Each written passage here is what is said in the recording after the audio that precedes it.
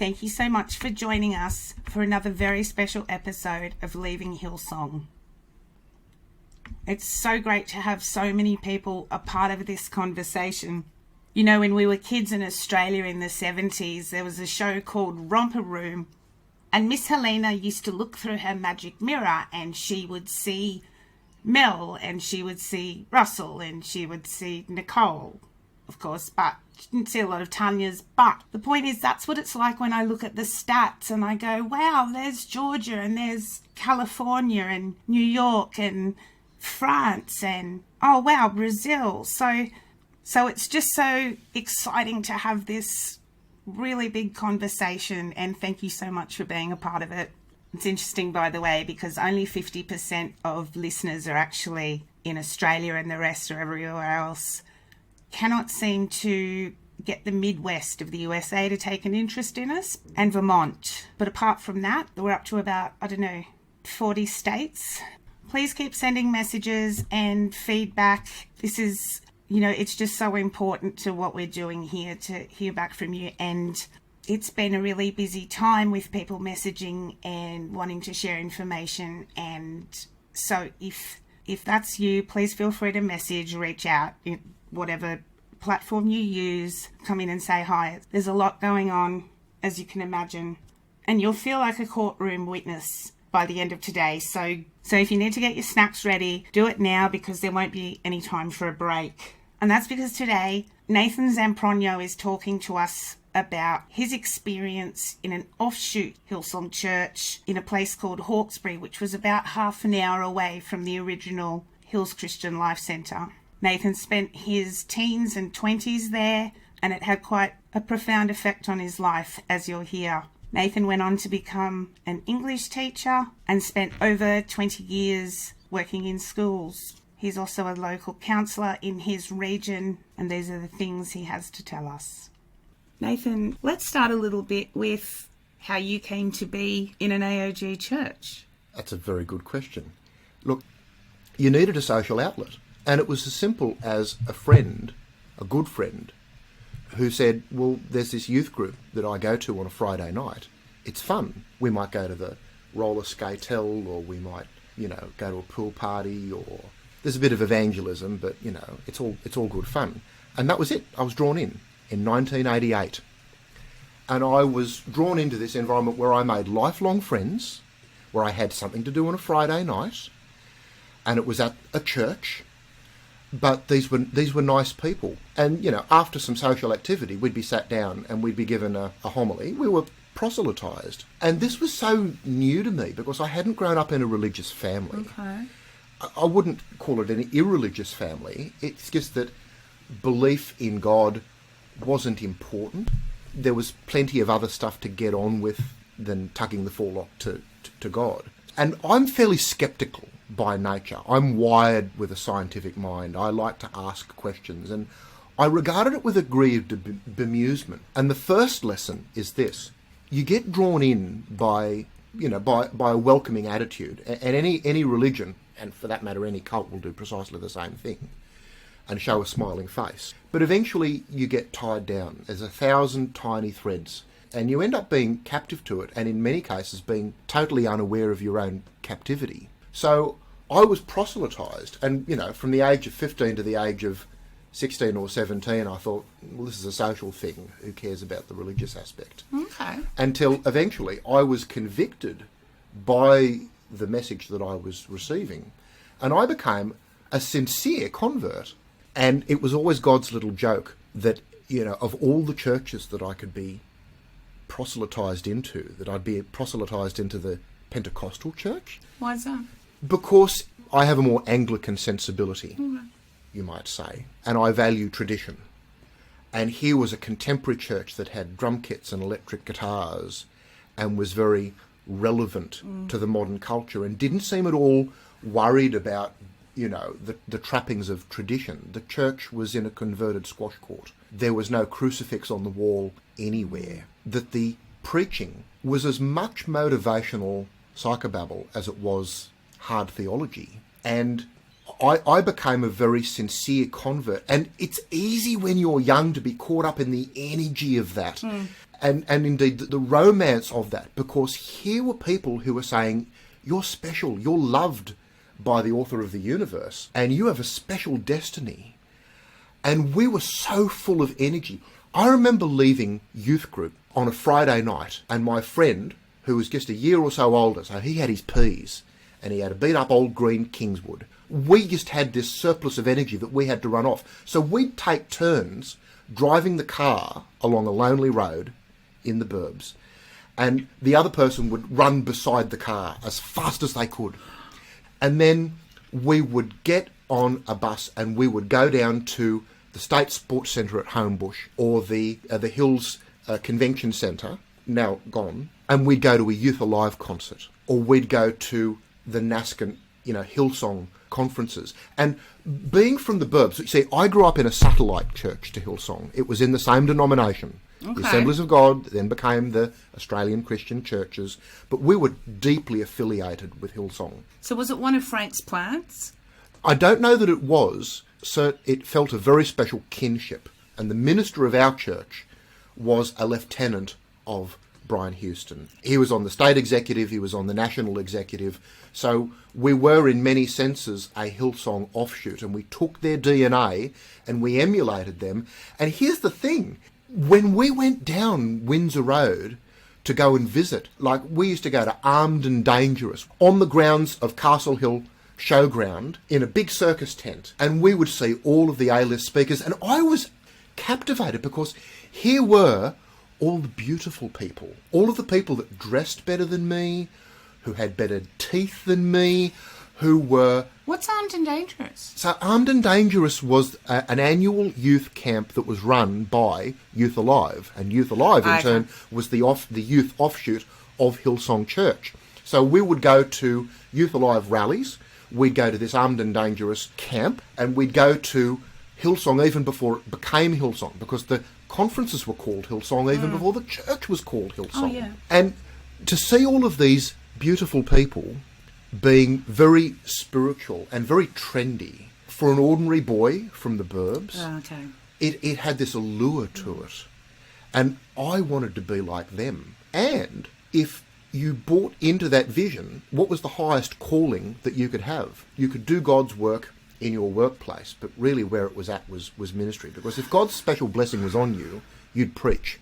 So I wanted to be a pastor, and I volunteered for my church, and eventually I found my way onto the staff of my church for a few years. A paid role? Oh, meagerly, but it was, I was on the proper staff. Oh, that's a big deal. It was a big deal, and I look back and I think of all of the opportunities for academic advancement or career advancement that I gave up because I was in the service of that vision. I would defy anybody to think of me in that season of my life as being anything other than sincere in my conversion and devoted to the cause. There was nothing false or forced about that. And it manifested in our personal lives as well, because I had a cohort that I was growing up with, and we were all sown into that church and its vision as well. All of these young people that were eager to do the right thing. So we were told that you couldn't have sex before marriage, and that you had to live a godly life. And, being the pure young innocent boy that I was, I took that to heart. I did the right thing. I went to my marriage bed as a virgin. As a lot of people have. Yeah, but here's the thing. All of those other young people that were kind of walking the same road as me were less than diligent in that. To put it bluntly, they were going at it like rabbits. Wow. Not that I begrudge that now. I look back and I think of all of the fun that I could or should have been having to have a healthy sex life, which I didn't because I was doing the right thing. Yeah. And in the same way, when a young couple got pregnant and the parent, who was known for marriage and family ministry and doing the right thing, the young girl in that case got an abortion, and it was contrary to the teaching. So what I was seeing and what these people were at odds.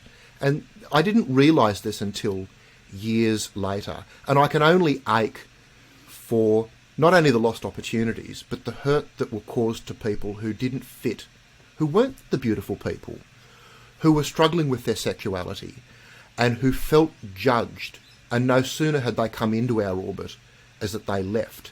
And all of the hurt that was caused to people who were in a process of becoming, and that this was not a healthy place for them to be. It's the sense of judgment that these people came under that irks me.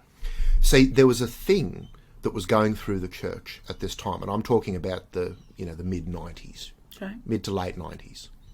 It was called a theophostic ministry, or an Isaiah 61 ministry, and it was akin to the conversion ministries that we were discussing. The way it worked is that you would sit down with a trusted pastor, and you had to talk about every concealed sin in your life. Oh.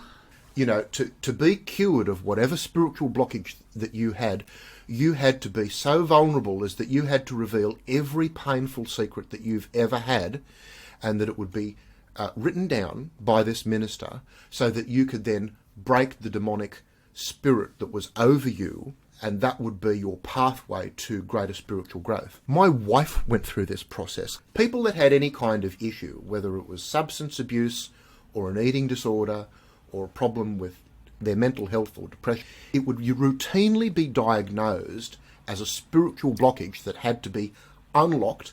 Perhaps it had a satanic character in the sense that it was an attack of the enemy. Mm-hmm. So you had to be vulnerable enough to expose to another human being, who of course would never use that against you. Mm-hmm. But I mean, once something is out, it's out. And that you would be able to unlock that spiritual blockage and then grow through that.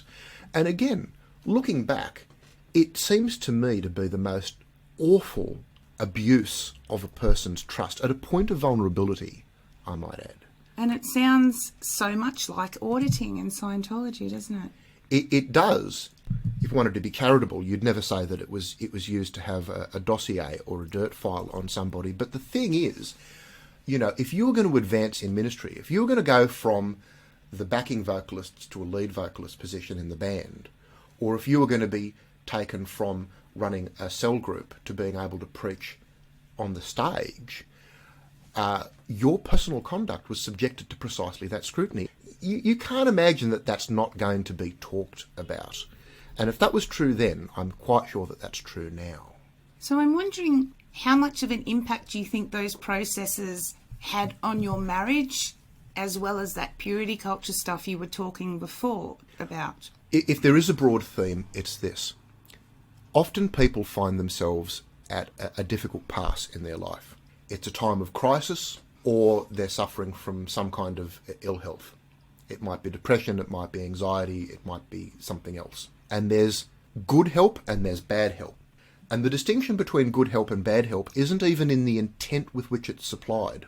So if you need psychiatric intervention or counselling, go to a professional counsellor. Mm-hmm. If you go to a pastor who's well-intended but is out of their depth, they can actually cause much more harm than you could ever imagine.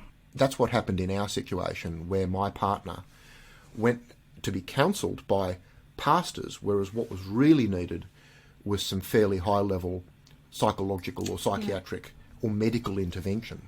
And it didn't happen, and it ruined our family. It blew our family apart. This isn't a Hillsong connection, but it is a Christian connection. I mean, my partner fell into company, Christians, who nevertheless thought that the best approach to dealing with her mental illness was to conduct exorcisms upon her and to cast out her demons. Ancient history for me now, but it just goes to show how Christian ministry is no substitute for adequate and competent counselling, psychiatric and psychological care. And these practices are going on everywhere, and it's such concern with all of the charities and the outreaches to vulnerable people that these practices are still going on. And so, what you talk about the devotion, but in terms of actual time that you were putting into this place, what are we looking at? When I was young and had a surplus of time, I remember regularly that, you would go... I mean, our church was growing, and we had a modest venue, which meant that we went from 2 services a day to, at the peak, we had 4 services a day. There'd be like a 7:30 service, a 9:30 service, like a 5:30 service and a 7:15 service. Then there'd be a home fellowship group on a Tuesday night. Then, if you were involved in the creative ministries, it would be rehearsal on a Wednesday night, and then it would be youth group on a Friday night. And you were doing all of those? At various times, I was doing some combination of all of those. And the thing is, when you were devoted to the cause, there was no limit to how much, because, going to more was more brownie points, was more spiritual devotion, and it could become your entire social world. I mean, I frequently describe Hillsong and Hillsong-like churches as being a mile wide and an inch deep. And for anybody that's listening that's kind of still in that milieu, what I like to say is most of the people that attend these fellowships are terribly well motivated. They're kind people. Absolutely. That want to do good in their community. Absolutely. That want to lead upright lives, that want to help their fellow man. But it is a mile wide and it is an inch deep. The fact that the leaders on the top can be so nakedly abusive of people's good intentions. If you're a young person and you think that the pathway for you is to go to the Bible college, you want to get a theological qualification. You want to preach. So why are you manning the car park for Brian's church for most of your Sunday? Why are you running errands for your pastor? Why are you driving the pastor's car because he picked it up under some taxation regime where he could get a brand new car every 6 months, and so long as it had more than 40,000 Ks on the clock, he could then turn it over for a profit and then get a brand new car. So what that meant is that you lent that car out to every 18-year-old kid in the church to run up the miles so that you could get a new car in another 6 months. And the thing is, this culture is endemic in Hillsong. What's emulated is then repeated. So when we see of all of those Hillsong pastors that have fallen from grace, it's because that culture is emulated from the very top. If you have this spirit of touch not the Lord's anointed, that these are special people who have a special blessing and calling on their life. They're apostles in the faith. They have a more direct line to God than you do. They get the velvet rope. They get the separate entrance. They get the VIP green room with the lovely fruit platter. They don't have to associate with the congregation. Is it any wonder that the whole structure is so rampantly corrupt when that's what's emulated? And these people are, in a sense, captive to the machine that they've created. They've bought into that mystique, and it's difficult for them to get off that pedestal now. It's difficult for them to be ordinary, fallible human beings now because they've set themselves up in a way that says, look, I communicate with God and I can tell you how you should live your life because I'm doing a better job than everyone else. So if there's any chink in that armour, suddenly you're not being real, you're not being authentic. The most common phrase that arose when I was on my way out the door was, I've just realised, in this place, it's not okay to not be okay. So as you were saying, you're going to this place, but you're also surrounded by really nice people. That's absolutely right. And I made lifelong friends, and I still have many lifelong friends that I acquired, in my years attending that fellowship and its youth group.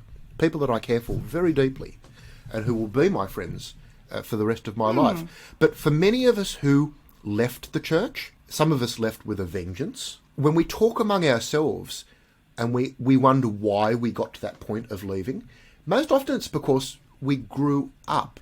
It's because we could no longer give our assent to that worldview in the same way that we no longer give our assent to believing in the tooth fairy. Yeah. We were exposed to a greater diversity of being.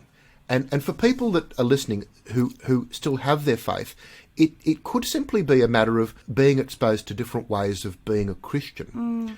I mean, I worked for nearly 20 years in private Christian schools, and that was the eye-opener for me. I was in a school where it was non-denominational, and there were Anglicans and Baptists and Presbyterians and Penties, and I realised that there were other ways of being Christian that were just as authentic.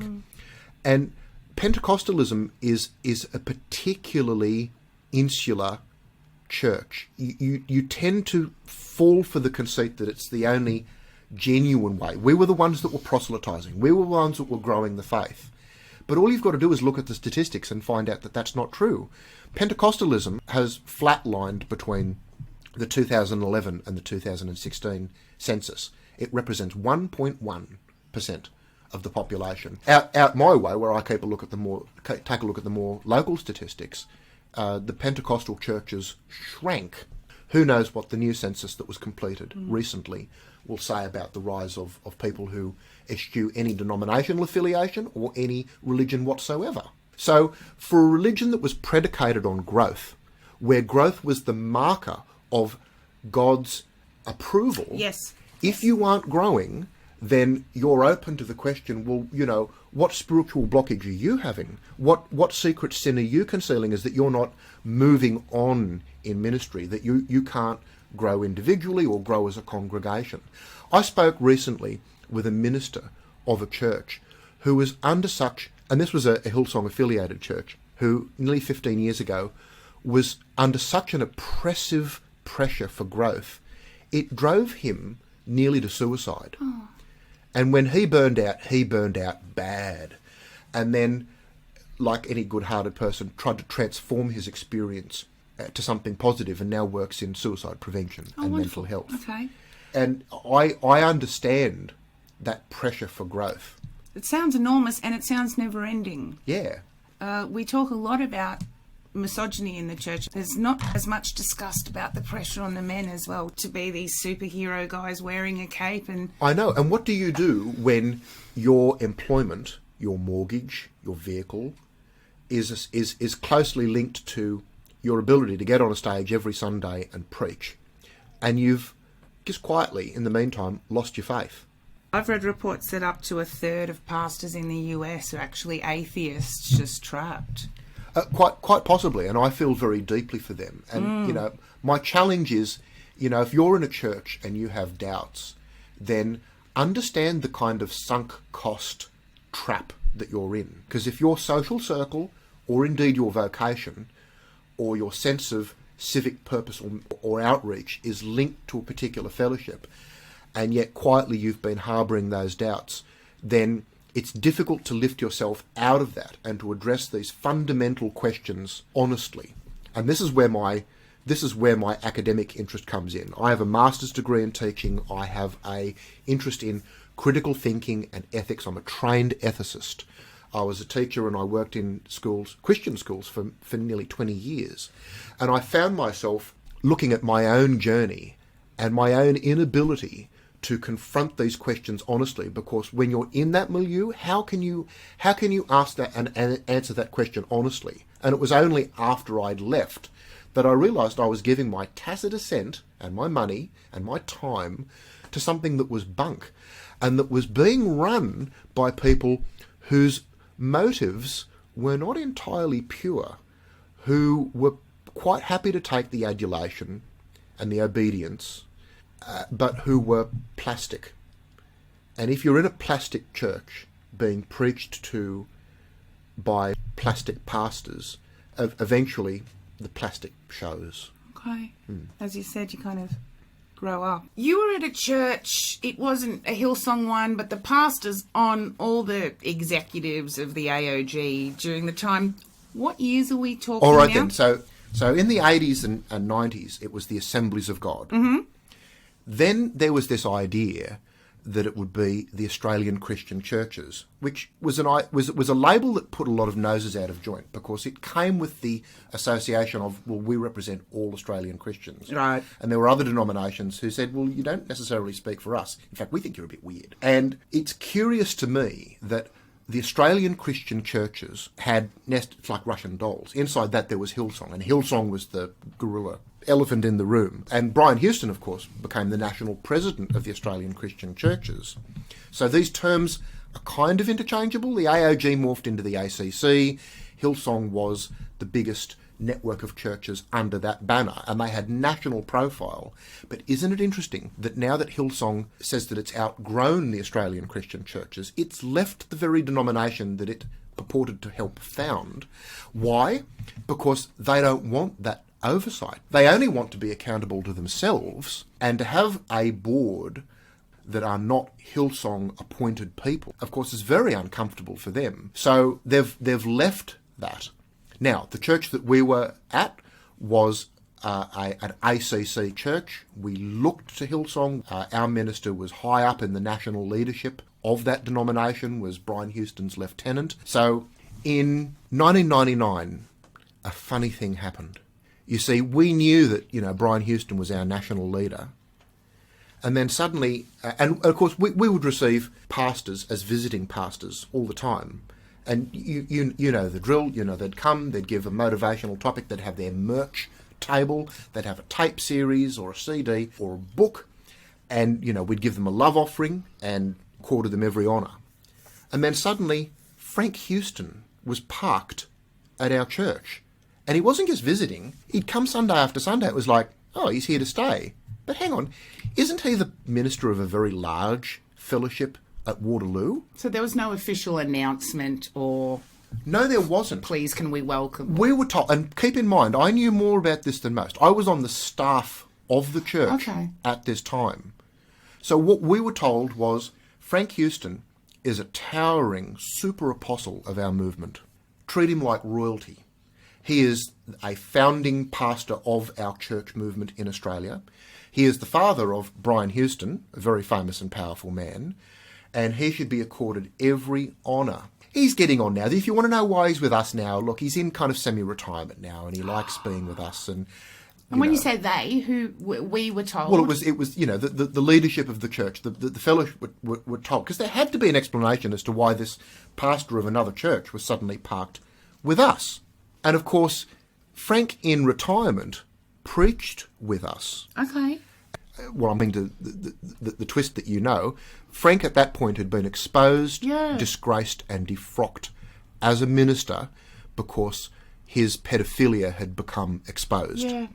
But he preached with us. Hang on, Brian says he never preached again. Indeed, I would suggest that Brian Houston perjured himself before the Royal Commission into Institutional Responses to Child Sexual Abuse, when he said, and I quote, "Towards the end of his life, I wasn't surprised by anything Frank might have said, because by that stage he wasn't very lucid." And he said that his father was incoherent, prior to his death in 2004, and was very given over to dementia. How curious that there is date-stamped audio of Frank preaching only 6 months before his death in 2004, where he was preaching, and I might add, rather creepily, picking out all of the handsome young boys in the congregation for special praise. And we'll put that audio up on the Facebook page or YouTube. We'll organise that and put some links. Absolutely. It immediately struck me as a bald-faced lie. So who do you think was deceiving who? Did your leadership know? I'm quite confident that our leadership knew why Frank Houston had been moved on from his leadership position to in a large church fellowship, a Hillsong fellowship at Waterloo, and then parked with us, and then after a period of time moved on to another church. But I can say he was lucid. Yes. I can say that he was preaching. And when Brian says that he never preached again, is that was a lie. So when would have been the last time before he died that you saw him? Well, if he was disgraced in 1999, it was sometime after then. Sometime between 1999 and the early 2000s. And then he was moved on from our church. Right. And then found a home somewhere else. And I always thought it was odd. Did he have a minder or somebody with him? Was he given free access to hug your grandchildren, or how did that work? He wasn't particularly shepherded, but he was given the VIP treatment in the sense that, he wasn't a regular congregant. He was an honoured visitor. Okay. And beyond that, with the affliction of time, it's difficult for me to say more, but I can say hand on heart that he did preach with us. And that means that whatever trouble legally Brian Houston is in now, maybe the police should consider adding a charge of perjury. Well, there's a lot of statements in those transcripts that people can see are questionable. One of the Royal Commission documents that the AOG's own special meeting talks about a restoration process, which strikes me that they had no intention of removing him permanently. It was a 2-year process that he was going to be put under. That's right. And of course, by not taking it immediately to the police, which was a requirement of the Child Protection Act. At the time? Even at the time. That particular law had been enforced in 1998, and these events happened in 1999. So it was a clear breach of the law, in my opinion. I am not a lawyer. And by not taking it to the police, there could have been other victims. There could have been inquiries that could have been taken in hand. There could have been other victims who could have come forward. And we know that when Frank confessed, it was to an allegedly limited extent about one person, one event, in the 1970s. But I think the evidence shows that there was more. And by not taking it to the police, justice was not done. Well, if you're telling me that he wasn't particularly supervised and then he had, about 5 years' worth of access to churches, and we don't know what happened in those 5 years. We'll put it this way. I mean, I wouldn't go so far as to say that he was at any risk of committing other crimes against children. He was an elderly man at that point. But sent him in wheelchairs. Well, I mean, maybe. But my point is to have been so deceptive towards the congregation, to laud this man as a super apostle of our faith and to be given every honour in retirement was wrong. And for the various congregations, including Brian's own congregation, to be given a rinsed out version of this story that was so vague as that people were leaving that explanation thinking that perhaps it was some kind of financial irregularity or that it was just some minor lapse, and it wasn't. It was pedophilia. Brian Houston says he was upfront with his church from the beginning. Well, I don't believe that the evidence shows that that's the case at all. And again, I point to the culture of the organisation, the top-down authoritarian style of the church. It makes obvious sense that when you can mitigate, you will mitigate. When ministers in my own church had affairs, the ones that could be covered up were covered up. Okay. The ones that couldn't be covered up had to be addressed. And that was the way it went. What? Well, I mean, if there was an ability to mitigate the public spread of that information, then it was regularly the case that it was. How many conversations, as Brian Houston, as the major national denominational leader, he would have been in a position on many dozens of occasions where he's had to be in the unpleasant situation of sitting a pastor down who's been exposed to some whiff of scandal or an affair or something like that, and to say, look, mate, it's like this. It's a really bad look. I have no doubt you may be proven innocent, but we can't have you in ministry between now and then. There's a proper process. And until then, you're stood down, possibly stood down without pay. I wonder whether Brian Houston is going to have the same standard applied to his own conduct, whether he will be stood down by his board, whether he will recuse himself from paid ministry between now and the resolution of the court matter.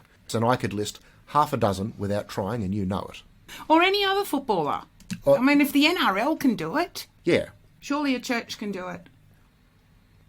Gosh, Nathan, those are some big words you used today, and you might think that that's all Nathan's witness that would be of great interest to you, but in fact the next episode of Leaving Hillsong, which I'll try and get out as soon as possible in the next day or two, holds further crucial information on the history of politics in Australia and the effect of a political party that was supposed to have nothing to do with Hillsong. So make sure you like, follow, subscribe, whatever it is, and show people that you're really interested in what happens when people end up leaving Hillsong. Make sure you get the notifications, because I just put out episodes every Sunday and then, where I can, extras after that. So thank you, Nathan. I think the importance of that stuff speaks for itself, and we'll talk very soon.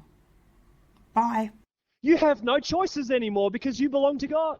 God owns you completely. You have no more rights. And so that vote that you get isn't a vote that's given to you by the government. It's not given to you by democracy. It's given to you by God to serve God with. I don't want you to be attracting God's anger. Right across our nation, suddenly a party has sprung up. It's the Family First Party.